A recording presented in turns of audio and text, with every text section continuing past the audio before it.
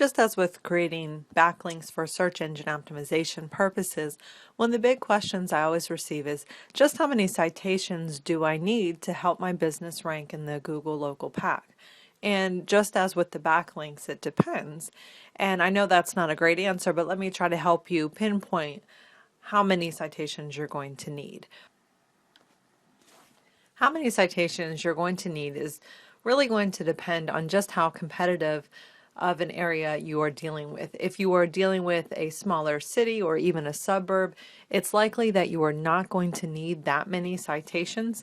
For instance, we are currently dealing with landscaping Centerville, and if we take a look, this is really a smaller area. You can see that the locations that we have listed here, let me pull this up, they don't have reviews for the most part. You can see some of these have 1 reviews, no reviews, 1 review. This one has 8. So you can see there's not a lot of reviews going on. I know this is a smaller suburb, so this likely means that I'm not going to need a lot of citations, but the more citations that I can get from quality sources are going to be the better. It's going to help get me ranked. It's going to help keep me ranked.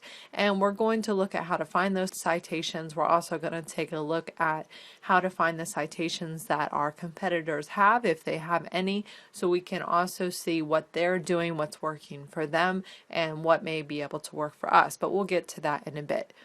Now, if you're dealing with a larger city, let's take, for instance, New York City. If I look for a hairstylist in New York, no matter where you're from, you probably know that New York City is huge. It's an enormous place. There is a tremendous amount of competition for all sorts of different services. So depending on what you search for, you'll see here when you go down that this one has 37 reviews, 58 reviews, 6 reviews. So there are a lot more reviews that make this competitive.